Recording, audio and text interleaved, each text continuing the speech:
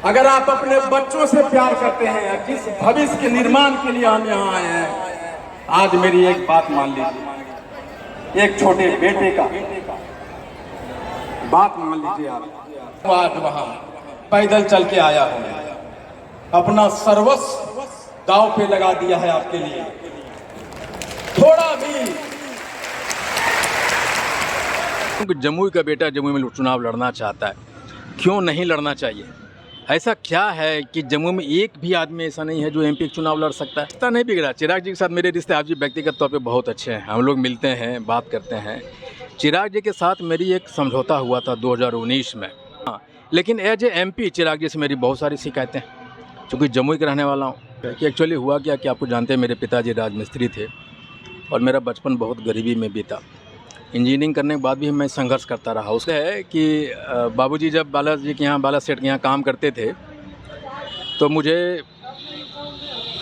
है ना चावल, दाल और चोखा खाने की बड़ी आदत था। तो पिताजी हमको ले जाते थे, बुलाते थे। अब वो कम खाते थे और मैं सारा खाना खाता था। आईपी गुप्ता का बेटा भी रहेगा तो नहीं छूटेगा, एकदम कंफर्म है। जो एमएलए लोग हैं, मैं उनसे भी पूछना चाहता हूँ यहाँ के, आप क्या कर रहे हैं? आप अपना स्कीम पे पैसा खर्चा कर रहे हैं? भाई सब मिल के बैठ जाइए ना, चारों एमएलए, पार्टी को छोड़िए, जमुई के लिए बैठ जाइए चारों एमएलए एक साथ। कभी बैठते हुए देखे हैं? वेलकम टू जादू जमुई चैनल। मैं विशाल पुष्ने। आज हमारे साथ एक खास शख्स हैं जिनको आप हाल फिलहाल के दिनों में काफ़ी जमुई में चर्चाओं में देख रहे हैं। हमारे साथ हैं आईपी गुप्ता सर। क्या तैयारी चल रहा है? दिन भर आप किसी न किसी रैली सम्मान में दिखते हैं, क्या हो रहा है, क्या तैयारी है आपका? Thank you very much. आपने बिजी कर रखा है जमुई के लोगों ने। जमुई के दर्द को सीने में लिए दौड़ता हूँ पूरा बिहार, चाहे जहाँ भी रहूँ दर्द तो जमुई का है। और आज एक कार्यक्रम था, कांग्रेस का जिला पदाधिकारी जो चुने गए, जिला अध्यक्ष, प्रखंड अध्यक्ष, युवा अध्यक्ष, उनका एक सम्मान समारोह हमने रखा था। कि जमुई का बेटा, जमुई का सांसद, इस टाइप के कुछ बातें हो रही है, तो ये नारा कब से आया? क्योंकि महागठबंधन से भी बाहर के जमुई के लोग रहते हैं, क्या तो इस बार आपको सीट मिलना है, ये कंफर्म किसी ने किया है या कुछ हिंट है या फिर आप खुद से चाहते हैं? देखिए 2019 में भी मैंने ये नारा लगाया था कि नो वीआईपी ओनली आईपी। अब तो नो वीआईपी ओनली आईपी नहीं कर सकते, लेकिन ये कर सकता हूँ कि जमुई का बेटा जमुई में चुनाव लड़ना चाहता है, क्यों नहीं लड़ना चाहिए? ऐसा क्या है कि जमुई में एक भी आदमी ऐसा नहीं है जो एमपी का चुनाव लड़ सकता है? हम क्यों इसको चारागाह बना के रख रहे हैं बाहर के लोगों को? जो जमुई में 5 साल के अगर 20 साल भी यहाँ गुजरेगा तो जमुई को नहीं समझ सकेगा, उसके मिट्टी का एहसास या खुशबू का एहसास नहीं कर पाएगा। विशाल जी, आप और हम जमुई में रहें, एक बार अगर कोई कह देगा कि कौवा कुल जाना, तो हमको दिमाग में घूम जाएगा कि कौवा कुल किधर से जाना है, कहाँ नदी होगा, कहाँ नाला होगा। A man coming from all the way outside India या आउटसाइड बिहार, वो आके बन जाता है, ये क्या मतलब है? ये एक इनजस्टिस है जो जम्मू के साथ बरसों से होता रहा है। इसलिए 100% मैं यहाँ से चुनाव लड़ना चाहता हूँ और वो जो कर्ज है जम्मू की मिट्टी का, वो चुकाना चाहता हूँ। तो कहीं से इशारा महागठबंधन से कुछ इशारा मिला हो? राजनीति में कुछ चीज़ें दी नहीं जाती बड़ी आसानी से, छीनना पड़ता है, धकेलना पड़ता है, धक्का देना पड़ता है। और एक धक्का की शुरुआत मैंने 4 जून को कर दी है, उसी तरफ एक कदम है ये। तो अगर मान लीजिए नहीं मिलता है तो क्या निर्दलीय भी आ सकते हैं? नहीं, देखिए मुझे नहीं लगता कि नहीं मिलेगा, ऐसा कोई सवाल नहीं है। और 4 जून के बाद सभी लोगों ने ये माना है कि पान समाज में 75 साल से एक भी नेता पैदा नहीं हुआ। आप अलग अलग छोटी छोटी पार्टियों को, जिसकी उतनी क्षमता नहीं है जितना पान समाज की क्षमता है, हम 80 लाख लोग हैं, 45 लाख 50 लाख वोटर्स है, उसका एक रिप्रेजेंटेटिव को आप जमुई तक नहीं देंगे क्या? हम लोग कैसे बर्दाश्त कर लेंगे इन सारी चीज़ों को? आपको देना होगा और 100% देंगे। और मैं जब बात किया है लोगों से तो मैं यही कह के आया हूँ कि मुझे जमुई चुनाव लड़ना है। तो आप ओपन है कि लड़ना है? नहीं, बिल्कुल ओपन है, उसमें थोड़ा भी। अच्छा, हाल के दिनों में आप चिराग पासवान के जब आए थे तब सपोर्ट भी करते थे, अचानक रिश्ता खराब बिगड़ता गया है। नहीं, रिश्ता नहीं बिगड़ा। चिराग जी के साथ मेरे रिश्ते आप जी व्यक्तिगत तौर पे बहुत अच्छे हैं, हम लोग मिलते हैं, बात करते हैं।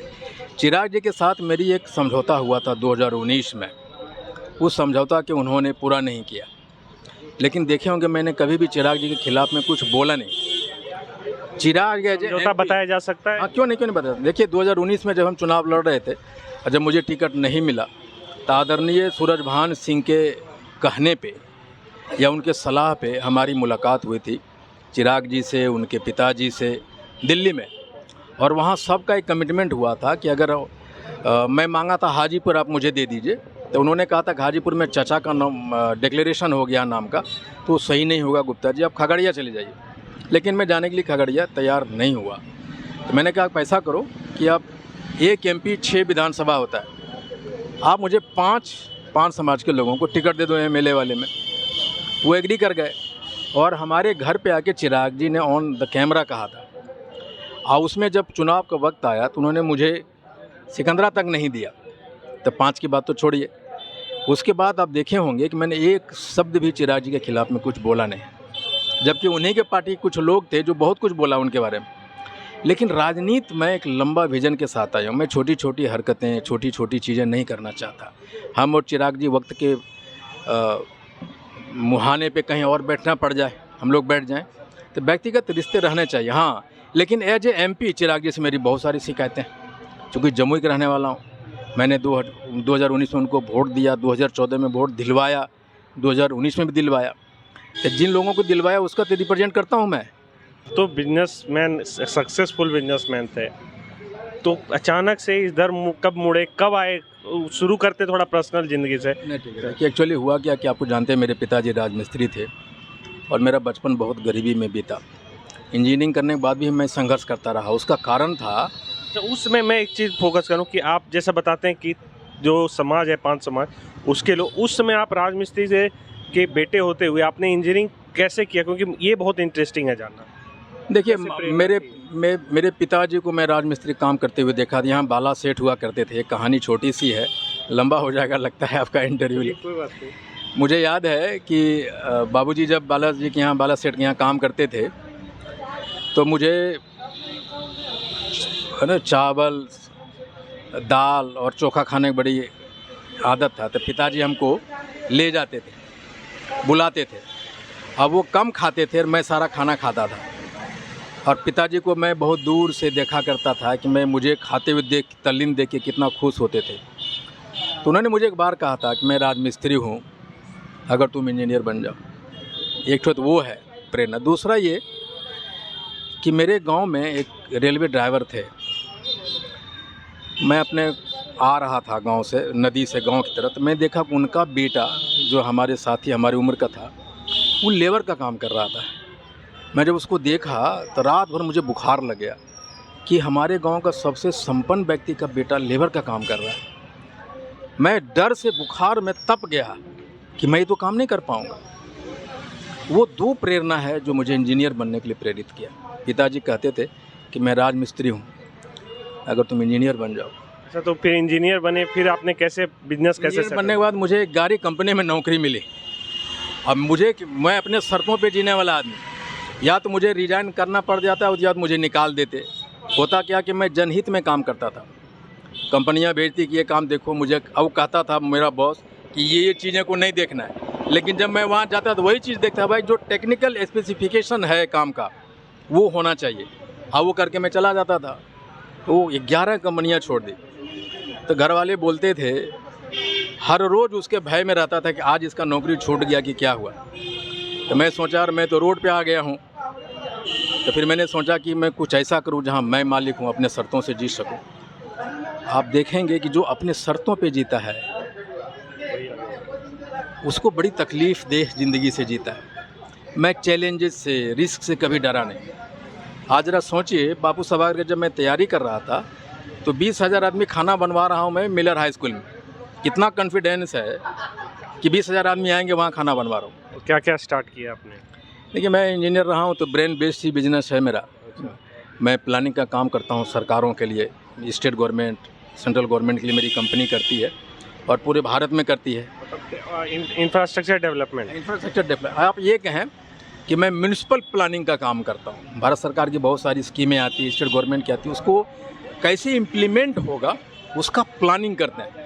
इसीलिए जो मेरा प्रोग्राम आप देखते हैं कि सफल होता है, तो मुझे मालूम है अच्छी तरह से कि प्लानिंग कैसे होता है। आप जीत गए तो जमुई की प्लानिंग भी वैसे ही करिएगा। बिल्कुल। देखिए, जब जीत गए तो जितने भी स्टेक होल्डर हैं जमुई में, जातिगत स्टेक होल्डर, चाहे जितने भी जाति के लोग हैं, और ये जो प्रशासन के लोग हैं, एमपी बन गया था करेजा तान के चलो, उसको डराओ, वो नहीं करूँगा। मैं कहूँगा बैठो, हमारे साथ बैठो और इस तरीके से चलो।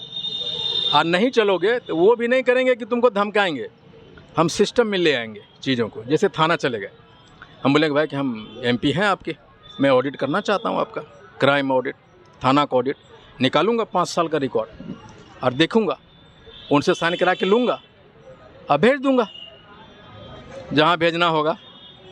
विशाल जी ये आपने किया, मैं छोड़ूंगा ना, आप भी मुझे मत छोड़िए। मुझे जमुई देखना है, आईपी गुप्ता का बेटा भी रहेगा तो नहीं छूटेगा, एकदम कंफर्म है। या जो एमएलए लोग हैं, मैं उनसे भी पूछना चाहता हूँ यहाँ के, आप क्या कर रहे हैं? आप अपना स्कीम पे पैसा खर्चा कर रहे हैं, भाई सब मिल के बैठ जाइए ना, चारों एमएलए, पार्टी को छोड़िए, जमुई के लिए बैठ जाइए चारों एमएलए एक साथ। कभी बैठते हुए देखे हैं?